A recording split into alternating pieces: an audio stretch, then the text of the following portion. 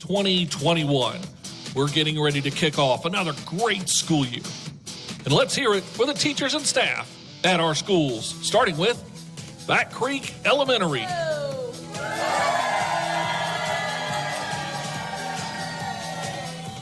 Bonsack Elementary.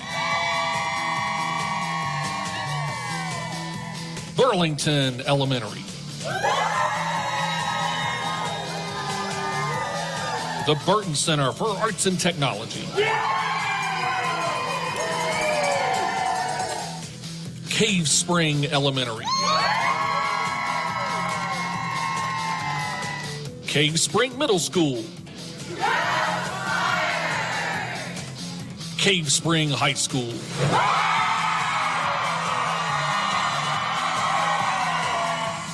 Clearbrook Elementary.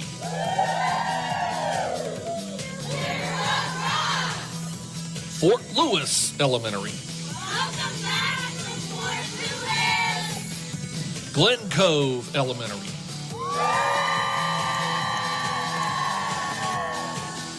Glenver Elementary.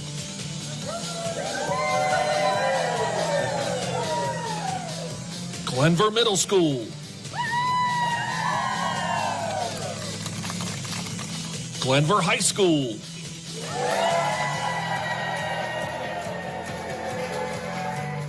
Green Valley Elementary. Herman L. Horn Elementary. We love more. Hidden Valley Middle School. Hidden Valley High School.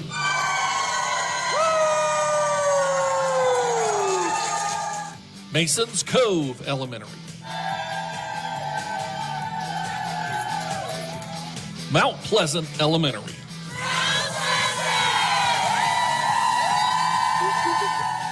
Mountain View Elementary. Mountain View. Northside Middle School. Northside High School. We are Lightning Strong. Oak Grove Elementary. Penn Forest Elementary. W.E. Cundiff Elementary. We are safe. We are respectful. We are responsible. We are ready to learn. We are Team Cundiff. William Byrd Middle School. And William Byrd High School.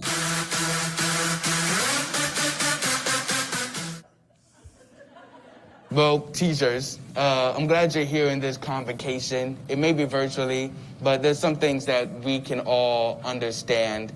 You guys are the backbone of every student's rise, in whether it's in humanity or socially.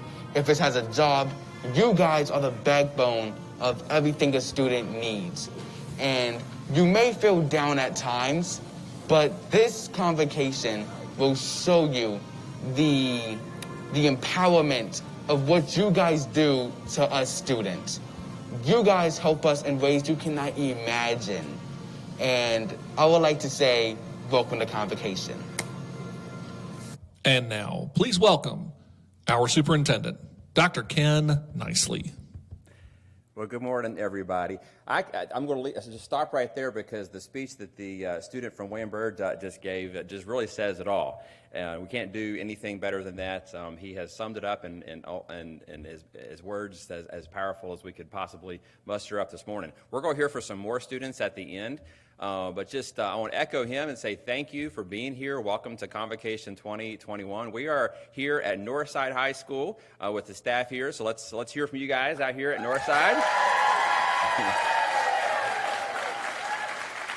I know these guys are pumped up because they've just come off an outdoor retreat kind of setting out at a camp nearby and had a great day of learning together and just kind of refocusing on the important things. So on the trip, the theme of a road trip, which they took yesterday to go do some professional development, we want to talk a little bit this morning about road trip adventures, because I don't know about you, but I really enjoy a good road trip. Flying's okay, although these days I got to say I flew a couple of weekends ago out of town on a weekend, and airports and airlines these days are a different world, in terms of what is required.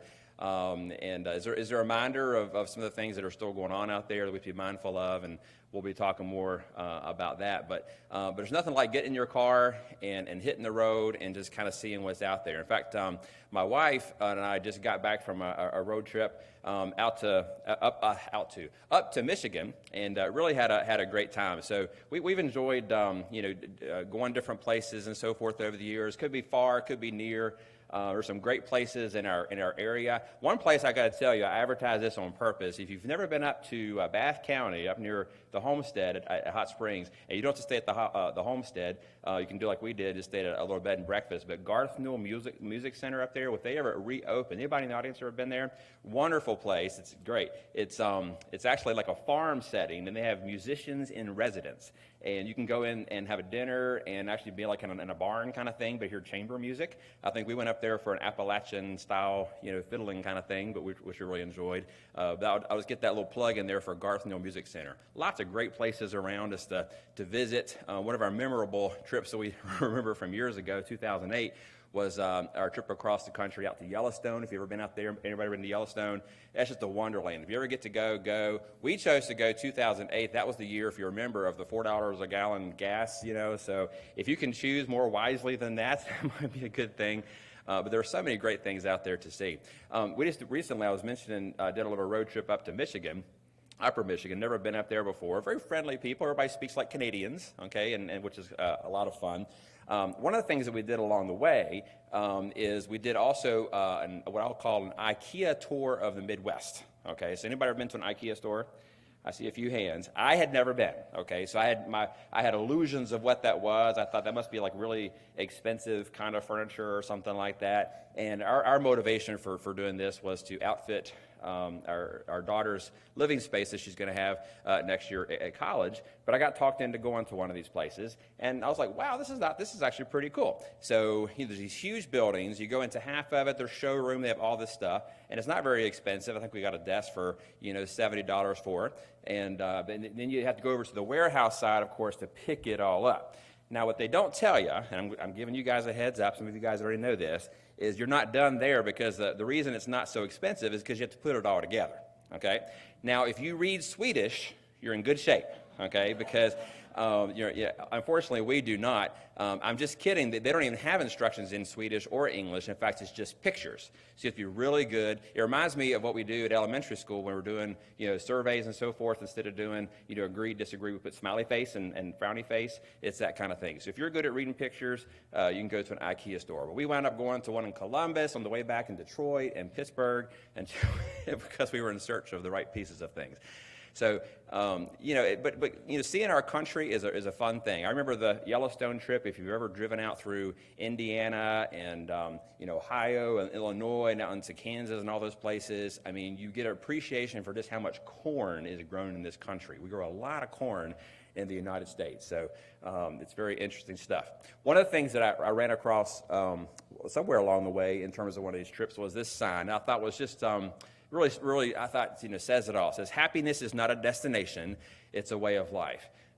Because sometimes we can go through in this journey of life and, go through all the trials and tribulations and the struggles and the challenges and so forth in search of these elusive end things in which we're finally going to find happiness and joy and relaxation or whatever it is, we're chasing. And sometimes along the way we forget to, look around, take a deep breath, smell the roses, and just enjoy the journey. And I think that's one reason I like road trips so much, is because it's about, learning along the way and enjoying the journey. So when times get tough, and just like any normal school year, Those of you who have been around more than 2 years know there is such thing as a quote-unquote normal school year. But at even a normal school year, there are challenges and frustrations and things we don't want to do and things that just drive us crazy. And you know, it's keeping your eye on the prize and just keeping things in perspective that kind of keeps us going. So I think those are important things that I've kind of learned along the way in terms of finding our own sense of peace and joy and so forth. So enjoy each other along the way. This past year has been, speaking of road trips, quite an adventure as well. I like to take some of my best lessons in life from movies, and one of my favorite all-time movies, of course, and the ultimate adventure movie is the Indiana Jones series. Now, for some reason, I've learned along the way that movies that I get excited about and think are the best thing since whatever, are sometimes things that other people have not seen. So just so I know where we stand, how many folks have actually seen Indiana? Oh, thank you so much. I'm so proud of the Vikings, at least, because you've actually seen Indiana Jones movies. But there are clips from these different movies that I think say a lot about what this past year has been like. So here's the first one, and see if this rings true for some of the things you experienced last year.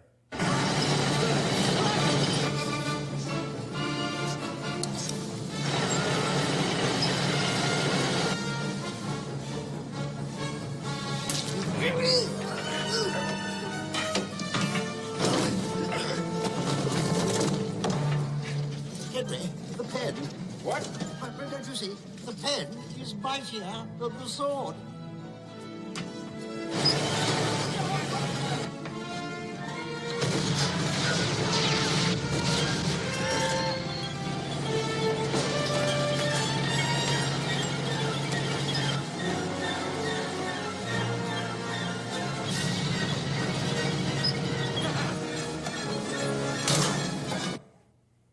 So at any point last year, did life feel like that?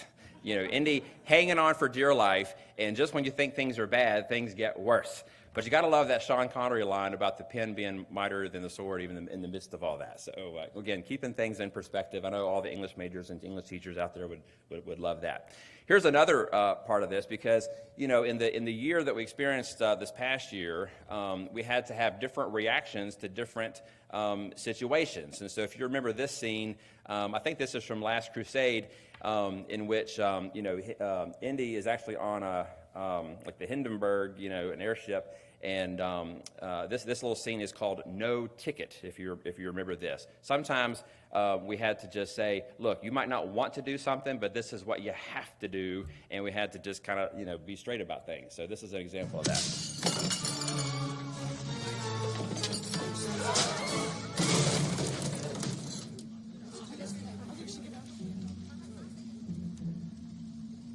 No ticket. Remember that line. Yeah. So, and sometimes in when you're going through crises and different challenges, that's just what it takes, right? And we have to don't mince words. We say, this is what we need to do. And there are lots of times like this.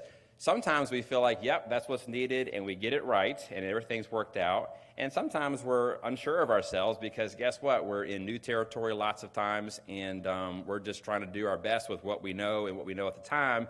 And sometimes things feel like that. So if you remember also from Last Crusade, there's a time when, Indy's dad has just been wounded by the Nazis, and he's forced to go through these trials. He's trying to find the goblet thing. What do you call that? There you go, the Holy Grail. So it's out there somewhere, and he has this book in terms of the clues he has to go through, if you recall. And so, but you got to figure out what the clues mean as he goes. So this is a great example of, sometimes we have to just be humble in our decisions and say what we know and what we don't know. And if we mess up on something, then we just have to say so. But we keep, getting right back up and put another foot forward. So this is the penitent man scene.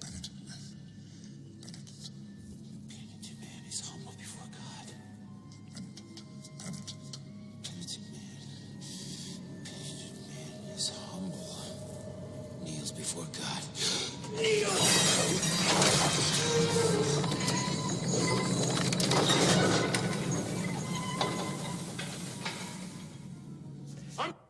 So if you've seen that clip before, I know what you're thinking. Duck, because you know what's coming.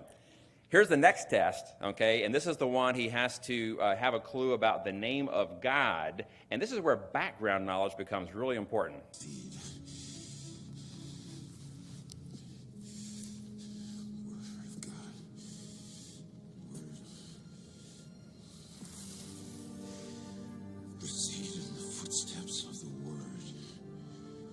Word of God. No, Henry.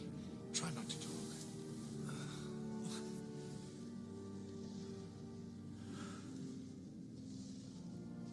The name of God.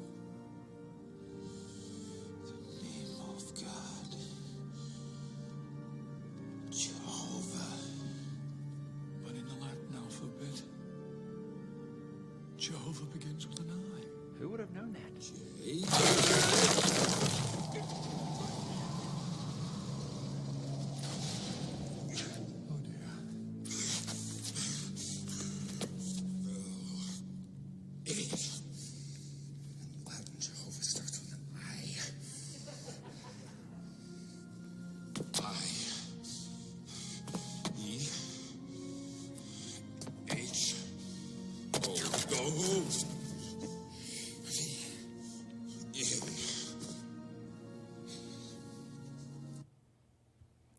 So, when you're going through challenging times and trials and different tests and so forth, your experiences matter, right? Having lived through things before and the background knowledge we acquire along the way really do help us out. I don't know. I would never have thought about the I and the Jehovah. Who would have known that? But again, experience and background pays off. So, and maybe having gone to Sunday school classes sometimes when you were little may have paid off too. I don't know.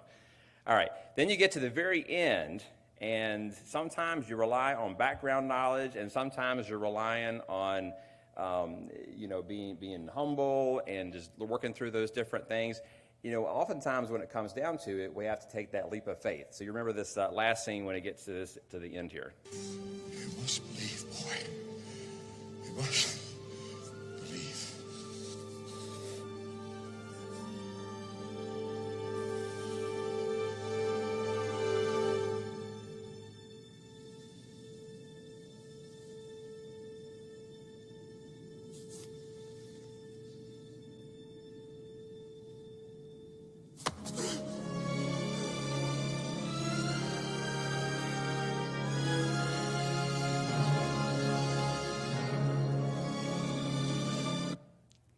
I didn't see that before. I don't know about you, but I love that scene.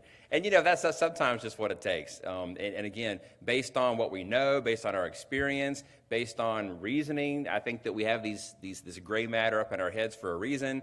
And it's sometimes, you have different opinions about things and so forth, and people telling you different things. You do your research, you do your study, but sometimes you just got to just step out there and hope you've chosen wisely.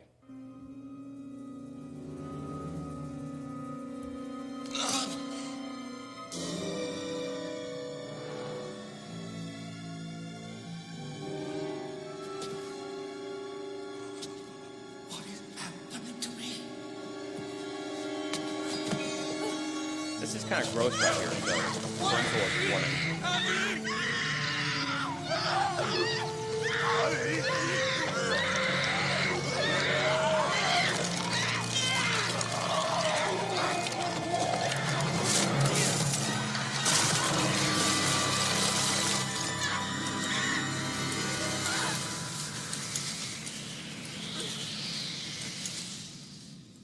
You chose poorly. Words we don't want to hear. But of course, Indy comes up and he chooses the right one. And it's often, in this case, the Grail was a simple wooden cup, and it's the thing that you least expect. But he, again, using what he knew, his scientific research and his study, he wound up choosing wisely. And those are certainly the words we want to hear. This is a great scene from Temple of Doom. We'll end with our Indiana Jones series with this one, because this is where we want to be. And that is, going through all of those different tough times and going through all of those challenges, in those leaps of faith, using our background knowledge, making our choices. We hope things get to a place. And this also is a reminder of keeping things in perspective. It's all about the kids.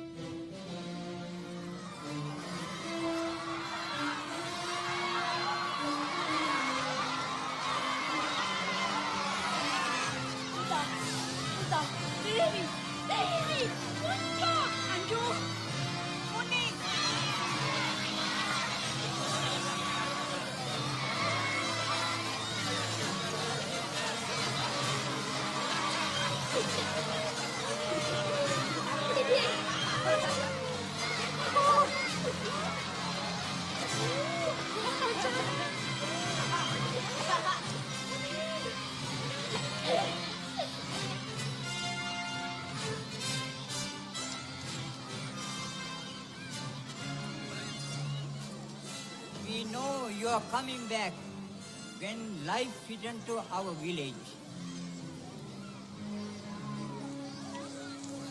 Now you can see the magic of the rock you bring back.